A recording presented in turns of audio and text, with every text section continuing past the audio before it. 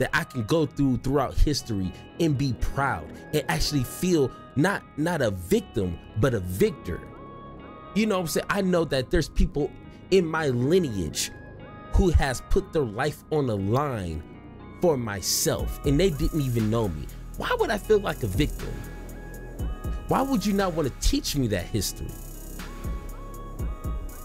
Is it because you're trying to repeat history?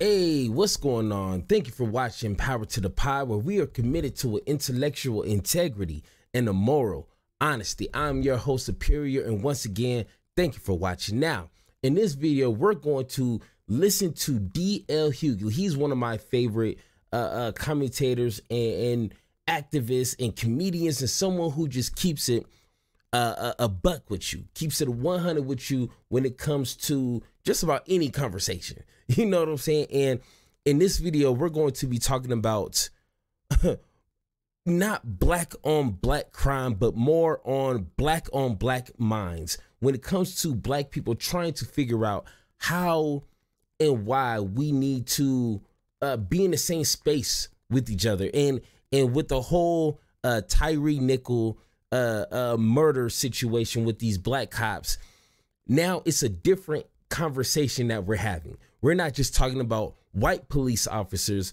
treating black people disrespectfully, mistreating them physically. Now we're talking about black people, black police officers being mistreated as equally. You know what I'm saying? So let's go ahead and get into the conversation with D.L. Hughley and Charlamagne the God on the Breakfast Club. But let me ask you a question. Yeah. You know, we always talk about we want people in the community that look like us, right? We want people on the force that look like us. We want people as lawyers and judges and that look like us. Right. These brothers look like us, right? They were Omega Psi Phi, right, from the community like us. So, like, well, I'm an Omega, and I'm gonna tell you this: those three men were Omegas, but the man who's trying to get family justice is an Omega too. So it's really reflective. Clarence Thomas looked like us. Yeah, you know what I'm saying. But I think that the predicate is we can have disagreements, but one of the things that I find I take so before he continues with that, I think another important aspect to look at it is it feels like this is maturing, that this is growing in levels, because just like anything else, things need to be refined, needs to grow and mature.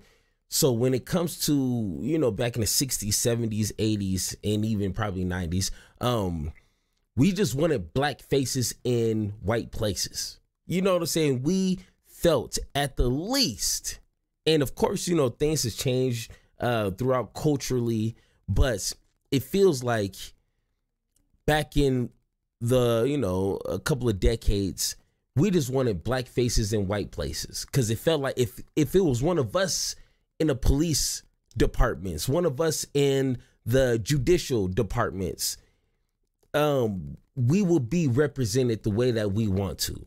And to some aspect, that makes sense. I understand that. I get it. But then we put too much hope. We put too many eggs in that one basket. Just because there's a black face doesn't mean not every skinfolk is your kinfolk. Pretty much. I don't know if you ever heard that before, but now we have to have a deeper conversation. Just because there's a black police officer doesn't mean he's going to see you as his brother. You know what I'm saying? Like, not every skinfolk, kinfolk. So now we have to have this conversation of, is it just hatred? You know what I'm saying? Is it just a high level of ignorance that's in play when it comes to, for example, black police officers? Is it self-hate? Does he hate his black skin so much so when he sees you, he's lashing out his self-hate on you? It's possible. Is it like James Baldwin said, is the black police officer trying to prove to his white colleagues that he's not black like you? Like, hey, these are different type of black people. Like Candace Owens, she does that all the time. I'm black, but I'm not black like them. They're the ghetto black. They're the loud and and you know, high fashion black people. Like, no, I'm a different type of proper speaking black. You know what I'm saying? Like, it's a lot of different conversations we would need to have as black folks. And back in, you know, like I said, in the 60s, 70s, 80s, it felt like they didn't get to that conversation.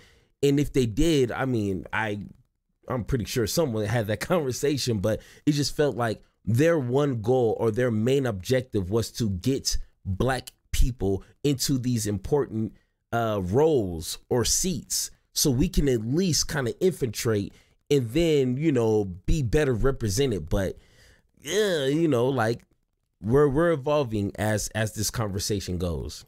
What is it? You can have a political disagreement or philosophical, but on the other side, the predicate is they hate us. They got to say they can't just disagree with you. Got to tell you how you're wrong and how you're bad. Like Jason Whitlock, some of the stuff he says, that's self-hate. You can't. How do you shape your mouth to say something with a black woman? Like they always find the way to make us more insidious. And I think we can have disagreements, right? But why is the predicate hate? That you got to despise us in order for them to accept you. Well, I mean, now what Whitlock said on Fox News, that hurt me on a different level, and some things is not even worth responding to, because it's clear as day that it is not the fault of black women for what happened with these 5 grown police officers, black police officers, and Tyree Nichols. Where can you blame specifically black women? We're all grown folks here. We all make our own decisions. Once we get to, at least in my opinion, once you get to a certain age range, you start making your own decisions. You can't blame the white man. You can't blame your mama. You can't blame your daddy for not being there. It does play a role. Don't get me wrong. It does play a role. But at some point, you know what you're doing is wrong. You know that you need to carry yourself at a higher level. At some point, stop blaming other people. Simple. All right, so let's go ahead and get into the next segment, because this is like a 58-minute conversation that they're having. We're not going to watch the whole thing. If you want to watch the whole thing, definitely go to the Breakfast Club and watch the whole thing. But let's go to the next segment here. Humanize it. But they have to, because I feel like the police department does it the other way, and the press does it the other way. Absolutely. You know, he got arrested when he was 5 for doing this. Like that's what they do. Have you ever noticed? No, this is just statistically true. For a profession, police officers have a higher rate of drug abuse, domestic violence, alcohol abuse. But I get tested when I do something wrong at work. The nigga who shot, I know his drug. Like that's because we don't want to know things. They get after there's an incident many times because they get 30. They get 2 weeks to 3 to 4 weeks off before they have to answer questions.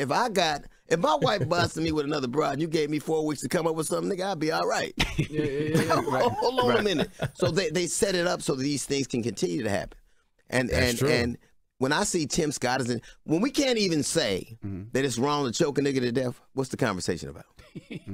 Well, I mean, we already know that this is media protecting police officers.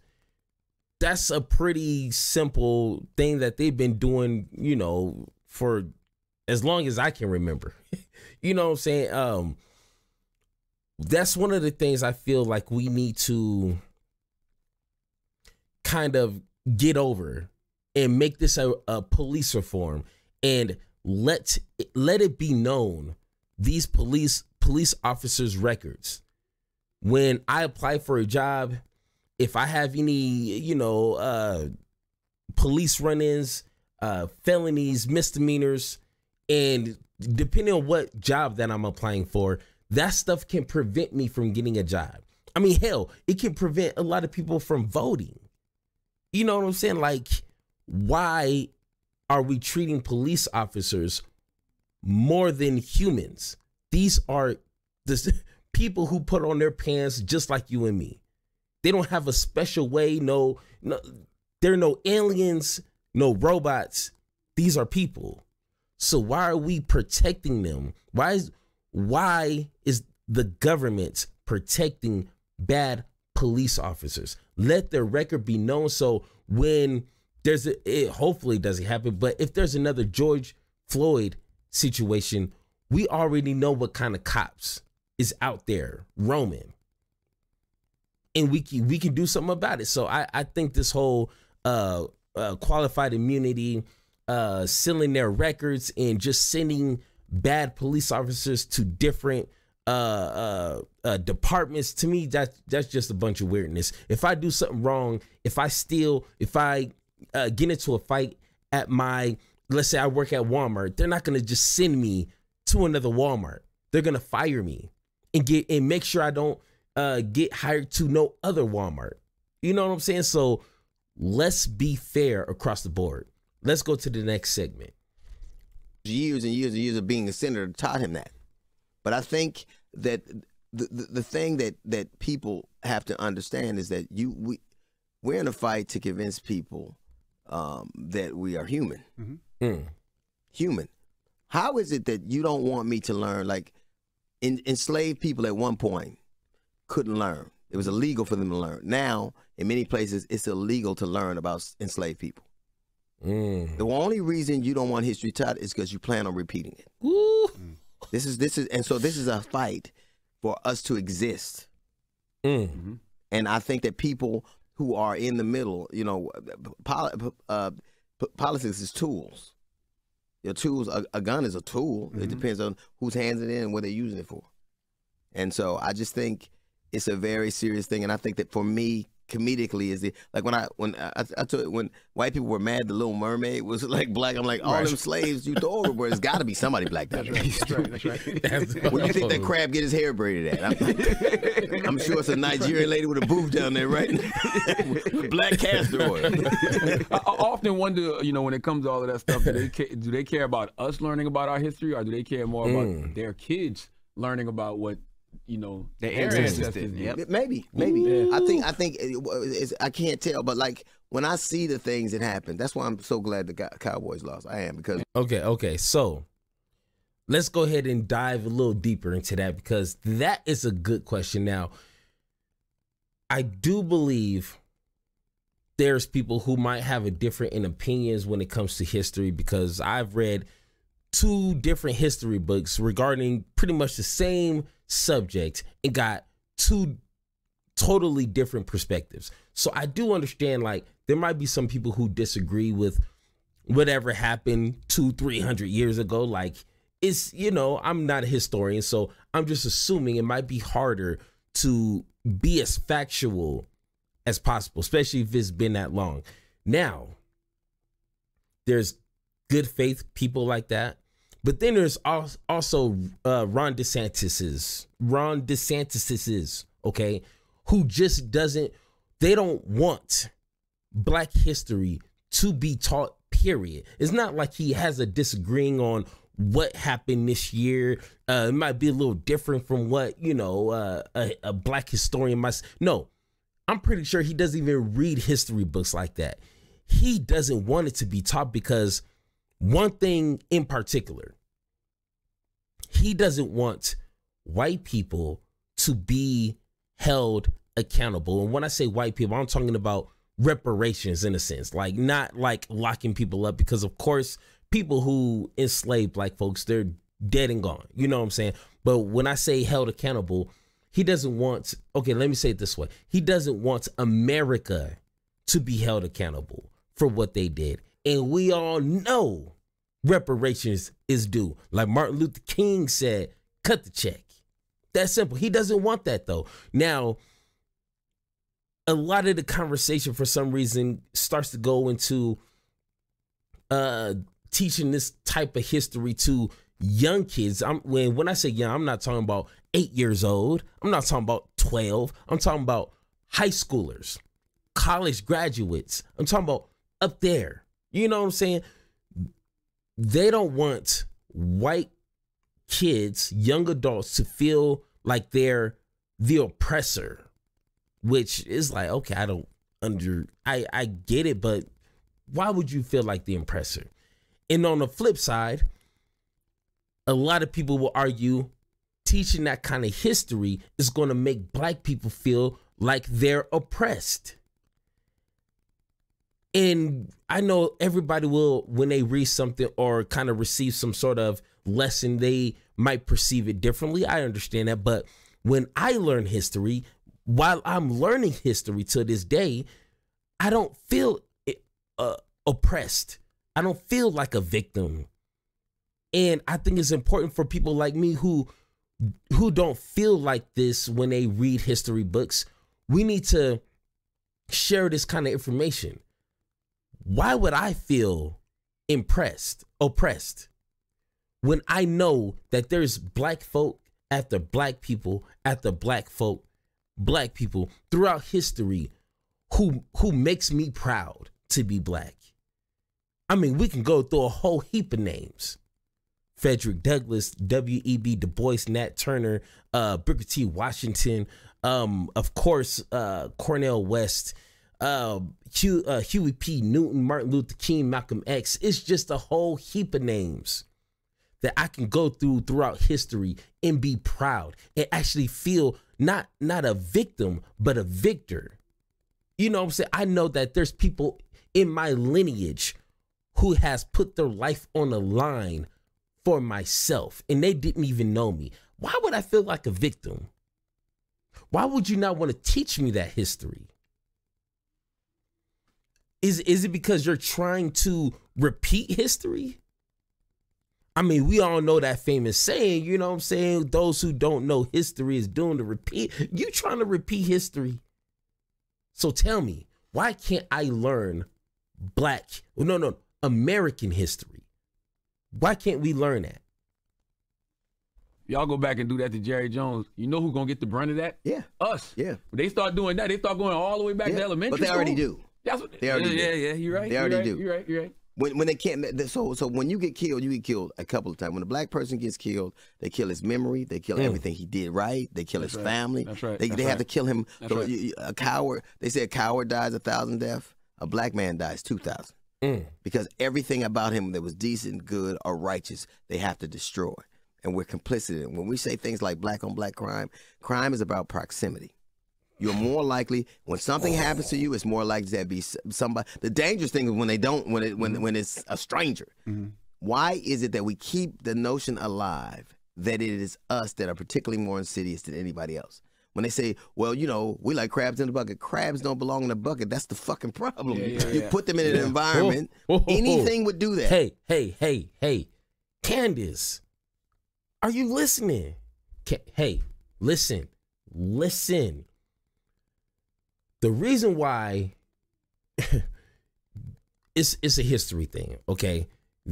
Ever since slaves have been free, it's been a campaign, it's been an agenda, it's been a push to demonize and make monsters of black people. Like, look at some of the old school like tabloids or newspapers.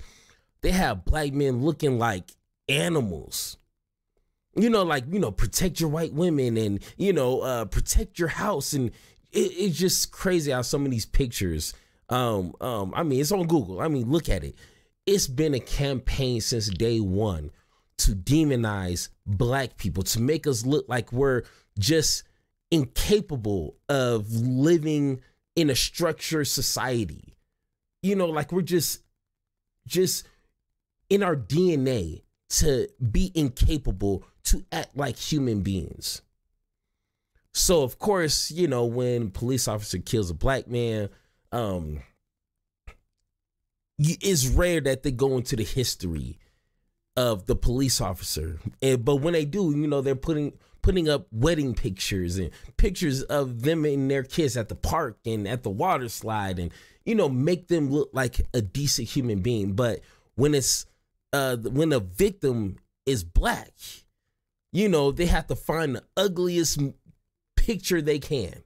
They even darken it on purpose. That's been proven to make us look more insidious and crazy. You know what I'm saying? Then, of course, if you have a parking ticket, think of like this crazy driver. Like they're going to find a way to twist that. I'm not good at that, but I'm pretty sure if you give it to Fox News, they're going to find a way to twist a parking permit. sound scary and intimidating. And he kind of deserved to be murdered because he's a crazy driver. I mean, did you see the parking tickets? You know what I'm saying? Like, this is just media at its best. And that's why we as Black people, I mean, people in general, need to go to independent media because, I mean, they don't get paid to push a narrative and they don't have to worry about getting fired for not saying a particular agenda or whatnot. So let's go ahead and boom, let's go ahead and close this out. So it is important that we have these conversations that's bigger and more deeper and more tapped in than the people who came before us. We need to understand that Black on Black crime is just as a problem when it comes to white on white crime, brown on brown crime. It's all depends on proximity. It all depends on poverty. That all plays a big factor. And when it comes to policing, we can move beyond just talking about racism in policing. Policing is a problem. And I'm pretty sure if you're a decent human being, you can and you will agree to that. Let's take race out of it. It's a little too confusing for a lot of people. Now, let's look at policing as a whole and let's figure something out. Let's have that conversation.